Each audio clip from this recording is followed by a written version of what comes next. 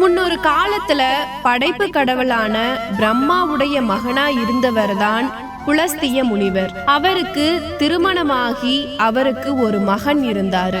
அவருடைய பெயர் விஸ்வரசு. இந்த விஸ்வரசுவுக்கு லலிதாவோட திருமணமாகி அவங்களுக்கு ஒரு குழந்தை பிறந்தது. அந்த குழந்தைக்கு பிறக்கும் போதே 3 கால்கள் இருந்தது. அந்த குழந்தையுடைய பெயர் வைஷ்ணரவணன். இந்த வைஷ்ணரவணன் தீவிரமான சிவபக்தன். தினசரி சிவ வழிபாடு செய்யாம தன்னுடைய நாளை ஆரம்பிக்கவே மாட்டாரு. ஒரு முறை பிரம்மாவை திருப்திப்படுத்த வைஷ்ணரவணன் கடுமையா தவம் செய்ய முடிவு பண்ணாரு. 10,000 ஆண்டுகளா வைஷ்ணரவணன் தண்ணீர்ல தலைய மூழ்கடிச்சு கடுமையா தவம் இருந்தாரு. ஆனா பிரம்மா காட்சிப்படுத்தல. அதுக்கப்புறமா வைஷ்ணரவணன் ஒரு பஞ்ச அக்னிக்கு நடுவுல ஒரு கால்ல நின்னு தவம் செஞ்சாரு. கடைசியில பிரம்மா காட்சி கொடுத்து ஒரு வரம் கேட்க சொன்னாரு. அதுக்கு வைஷ்ணரவணன் என்ன லோக பாலகனா ஆக்கணும் அப்படின்னு கேட்டாரு. அதுக்காக பிரம்மா அவரை வடக்கு திசை லோக பாலகனா மாத்திட்டாரு. இந்த வரங்கள் அளிக்கும் போது பிரம்மா வைஷ்ணரவனுக்கு 3 கால்கள் இருக்கிறத கவனிச்சு இவர் பயணம் செய்யறது ரொம்பவே கஷ்டம் அப்படின்னு உணர்ந்து அவருக்கு விஸ்வகர்மாவால தனக்கு கொடுக்கப்பட்ட புஷ்பக விமானத்தை பரிசா கொடுத்தாரு. பிரம்மா சொல்றாரு, வைஷ்ணரவனா, இந்த புஷ்பக விமானம் எப்ப உன்னை விட்டு போகுதோ அப்ப உனக்கு 3 கால்கள் 2 கால்களா மாறிடும். அது மட்டும் இல்லாம அசுரர்களை ஆட்சி செய்யக்கூடிய அதிகாரத்தையும் கொடுத்தாரு. இவர் இப்படி சீரும் சிறப்புமா வாழ்றத பார்க்கவும் விஸ்ரவசன் இலங்கை ஆட்சிய வைஷ்ணரவனை நடத்த சொன்னாரு. வைஷ்ணரவனும் கம்பீரமா சிம்மாசனத்துல அமர்ந்து இலங்கையை ஆட்சி செஞ்சு அந்த நாட்டு மக்களை ரொம்ப சிறப்பா பார்த்துக்கிட்டாரு. இந்த காலகட்டத்துல தான் மாலியாவான், சுமாலி, மாலி இந்த மாதிரியான அரக்கர்கள் தேவர்களை துன்புறுத்திட்டு வந்தாங்க. அரக்கர்களுடைய கொடுமை தாங்க முடியாம தேவர்கள் மகாவிஷ்ணு கிட்ட போய் முறையிடுறாங்க. இதை கேள்விப்பட்ட மகாவிஷ்ணு அரக்க குலத்தையே தும்சம் பண்ணிட்டாரு. அதுல இருந்து தப்பி ஓடுன அரக்க தலைவர் தான் இந்த சுமாலி. அதுக்கப்புறம் சுமாலி பாதாள லோகத்துல போய் மறைஞ்சு வாழ ஆரம்பிச்சான். அது அவருக்கு ரொம்பவே வருத்தமா இருந்தது. தனக்கு இப்படி ஒரு நிலைமை ஏற்பட்டுருச்சே, இனி என்ன செய்ய போறோம் அப்படின்னு யோசிக்கிறப்போ அவருக்கு இலங்கையை ஆட்சி செய்யக்கூடிய வைஷ்ணரவணன் பத்தி நல்லாவே தெரிய வந்தது. சொல்ல போனா கண்களை உறுத்த ஆரம்பிச்சது. பொறாமை அதிகமாச்சு. இந்த வைஷ்ணவனுடைய தந்தையை பத்தி சுமாலிக்கு நல்லாவே தெரியும். அதனால இந்த வைஷ்ணவனுடைய தந்தையான விஸ்வரசு மூலமா தன்னுடைய மகளுக்கு ஒரு குழந்தை பிறந்தா எவ்வளவு நல்லா இருக்கும்ல, அதுவும் இந்த வைஷ்ணரவணன் மாதிரி ஏதாவது ஆட்சி செய்யும்ல அப்படின்னு யோசிச்சு பார்த்தாரு. இந்த சுமாலிக்கு ஒரு மகள் இருந்தா. அவளுடைய பெயர் கைகேசி. கைகேசி கிட்ட போய் விஷயத்த சொல்றாரு சுமாலி. நீ விஸ்வரசுவை திருமணம் செஞ்சு வைஷ்ணரவணன் மாதிரி பிள்ளைகளை பெற்றெடுத்து நம்மளுடைய குலம் இப்படி மறைஞ்சு வாழக்கூடிய நிலைமையிலிருந்து எப்படியாவது மாத்திரு அப்படின்னு கேட்டாரு. இதை கேட்ட கைகேசி சொல்றாள், தந்தையே, நீங்க கேட்ட எதையுமே நான் செய்யாம இருந்ததில்ல. ஆனா இந்த விஸ்வரசுவுக்கு ஏற்கனவே திருமணமாகி குழந்தை இருக்கு. அப்போ என்னை எப்படி திருமணம் செஞ்சுக்குவாரு அப்படின்னு கேக்குறப்போ சுமாலி சொல்றாரு, அதெல்லாம் எனக்கு தெரியாது, உன்னுடைய பொறுப்பு. எப்படியாவது திருமணம் செஞ்சு விஸ்வரசு மூலமா நீ ஒரு குழந்தையை பெற்றெடுத்தே ஆகணும் அப்படின்னு சொல்லிட்டாரு. தந்தை பேச்சுக்கு என்னைக்குமே மறுப்பு தெரிவிக்காத கைகேசி தன்னை ஒரு அழகான பெண்ணா உருவம் மாத்திட்டு விஸ்வரசு உடைய ஆசிரமத்துக்கு போறா. அங்க போய் சாஷ்டாங்கமா அவர்கிட்ட நமஸ்காரம் செஞ்சுக்கிட்டா. அதுக்கப்புறம் அந்த பெண்ணுக்கு விஸ்வரசு ஆசி வழங்குறாரு. உன்னுடைய விருப்பங்கள் எல்லாமே நிறைவேறி சகல சௌபாக்கியங்களும் பெற்று வாழ்வாயாக அப்படின்னு ஆசீர்வாதம் பண்ணிட்டாரு. இதை கேட்ட கைகேசிக்கு ரொம்பவே சந்தோஷம். இதுதான் சந்தர்ப்பம்னு கேக்குறா. நீங்களே என்னுடைய விருப்பம் எல்லாம் நிறைவேறும்னு சொல்லிட்டீங்க. உங்க மூலமா நான் ஒரு குழந்தையை பெற்றெடுக்கணும்னு ஆசைப்படுறேன். அதுதான் என்னுடைய விருப்பம். இப்பவே என்ன திருமணம் செஞ்சுக்கோங்க அப்படின்னு கேக்குறா. பெண்ணே, எனக்கு ஏற்கனவே திருமணம் ஆயிடுச்சு. ஆனா நான் உனக்கு ஆசி கொடுத்தபடி உன்னுடைய விருப்பத்தை நான் நிறைவேற்றியே ஆகணும். அதனால நான் உன்னை திருமணம் செஞ்சுக்கிறேன். ஆனா இப்ப வேணாம், இரவு நேரம் வரைக்கும் பொறுத்திரு.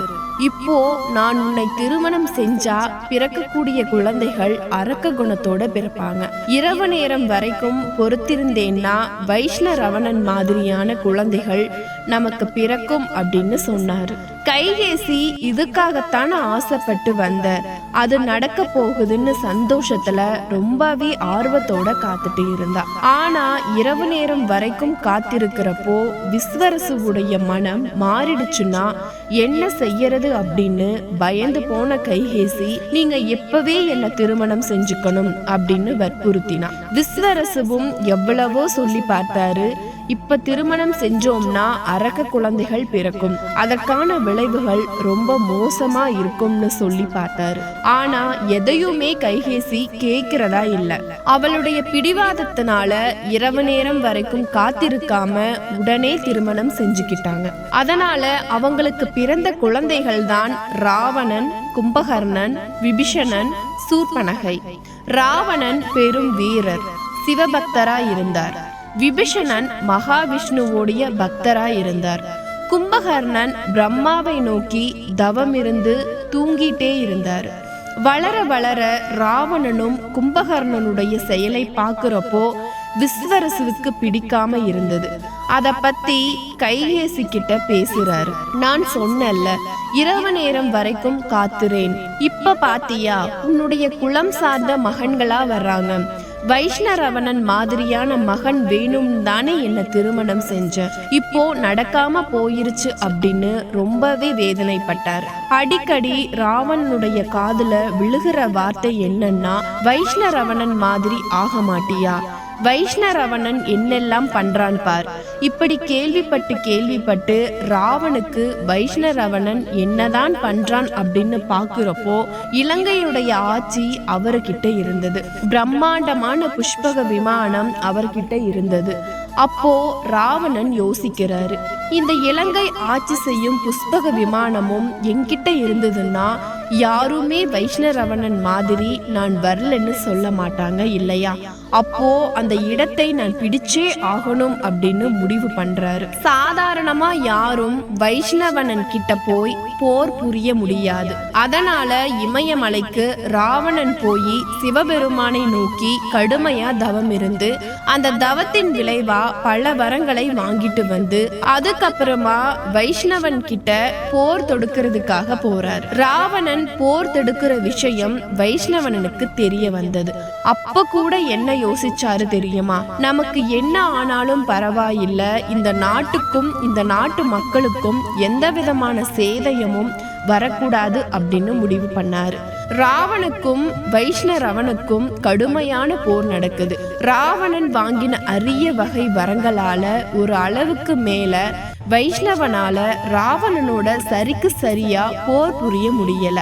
கடைசியில வைஷ்ணரவணன் தன்னுடைய நாட்டையும் புஷ்பக விமானத்தையும் விட்டுட்டு இலங்கையை விட்டே கிளம்பி போயிட்டாரு.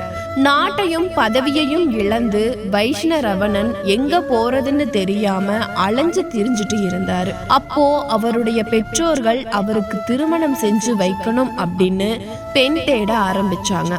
அவங்க பார்த்த எந்த பெண்ணையுமே வைஷ்ணரவனுக்கு பிடிக்கவே இல்லை. நானே எனக்கு பெண் பார்த்துக்கிறேன் அப்படின்னு அவரே நிறைய இடத்துல தேடி அலைய ஆரம்பிச்சாரு.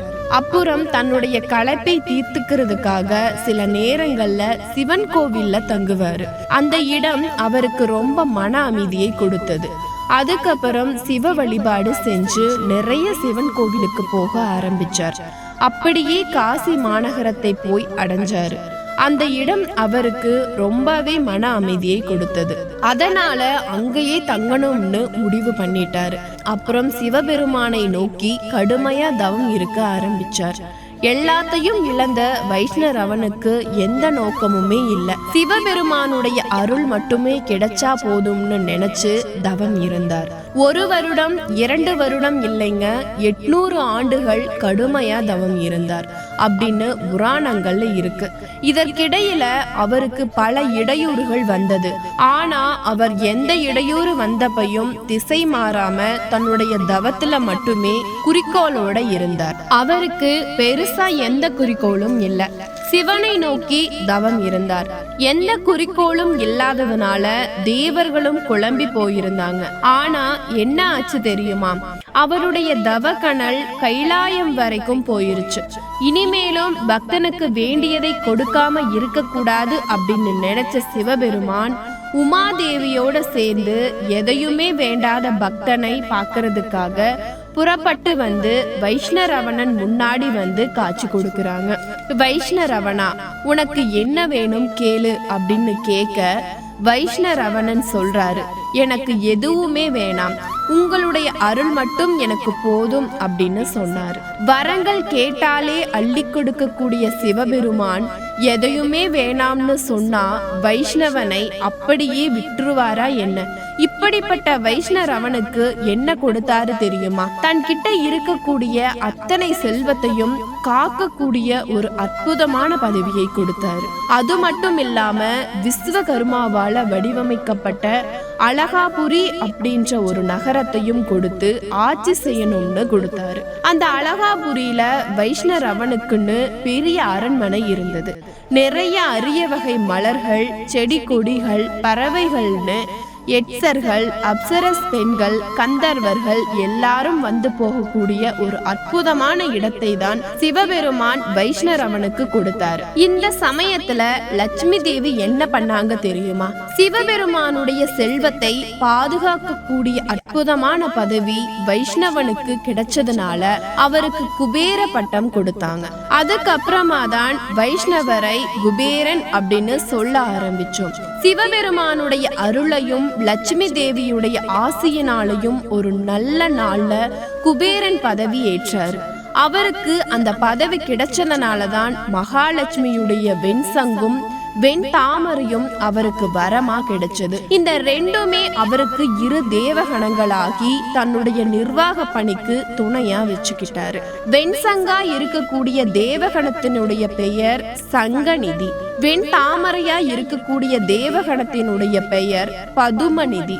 இந்த மாதிரி 2 நிதிகளில் 9 நிதிகள் குபேரனுக்கு கிடைச்சது. சங்கநிதி செல்வத்தினுடைய அதிபதி, புதுமதி அறிவுக்கு அதிபதி, நீலநிதி கடல் வளம், மச்ச நிதி அதிர்ஷ்டத்துக்கு அதிபதி, முகுந்த நிதி நெய் வெண்ணெய் தயிர் வளத்தை குறிக்கும், நந்த நிதி பசு வளத்தை குறிக்கும், கற்பக விருட்ச மரம் கிடைச்சது. லட்சுமி கடாட்சமா இருக்கக்கூடிய காமதேனுவும் குபேரனுக்கு கிடைச்சது. இதை குபேர சம்பத்துகள் அப்படின்னு சொல்லுவாங்க. சங்கநிதி பதும நிதிக்கு மட்டும் உருவங்கள் உண்டு.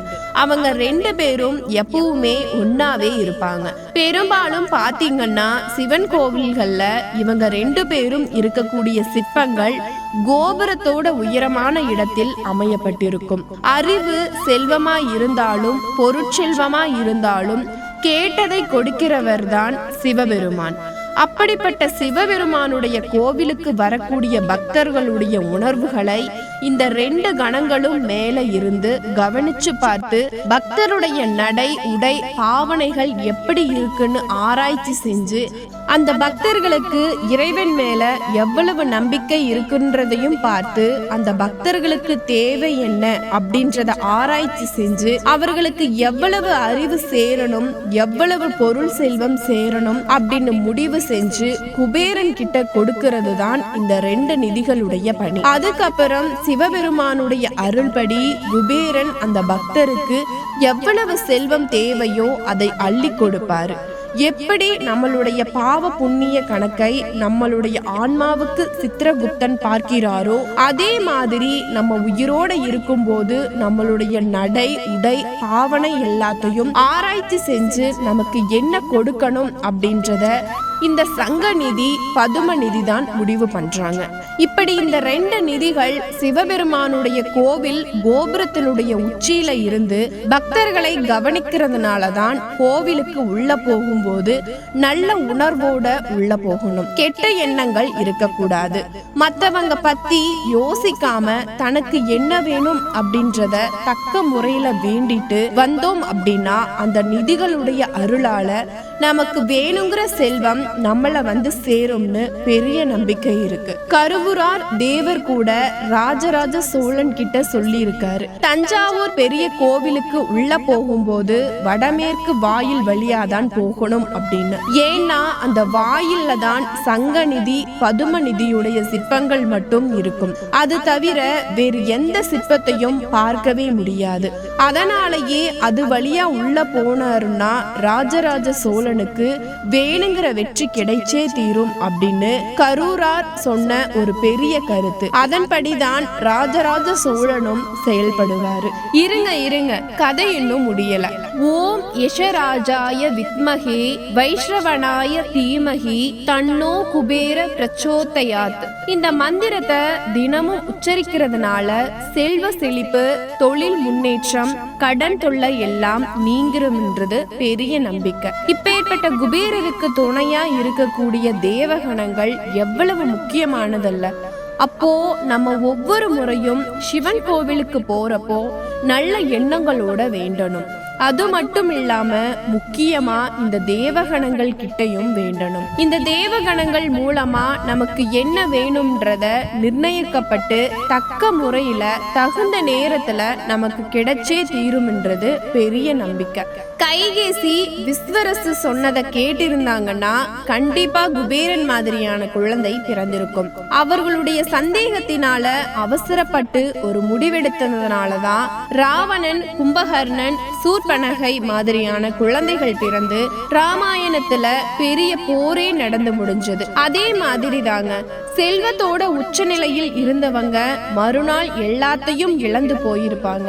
தனக்கு ஏன் இப்படி ஆயிருச்சு அப்படின்னு நினைச்சு புலம்புறவங்களுக்குத்தான் இந்த குபேரனுடைய கதை பெரிய உதாரணமா இருக்கும். குபேரன் நாடு பதவி எல்லாத்தையும் இழந்து ஊரா அலைஞ்சு திரிஞ்சுட்டு இருந்தாரு. அப்பேற்பட்டவருக்கு எவ்வளவு செல்வத்தை பாதுகாக்க கூடிய பதவி கிடைச்சது பாத்தீங்களா?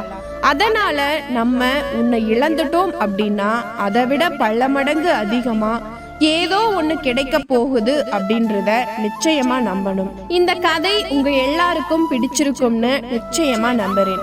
இத்துடன் இந்த காணொளி இனிதே முடிவடைகிறது. மீண்டும் மற்றொரு பதிவுல சந்திப்போம். நன்றி, வணக்கம்.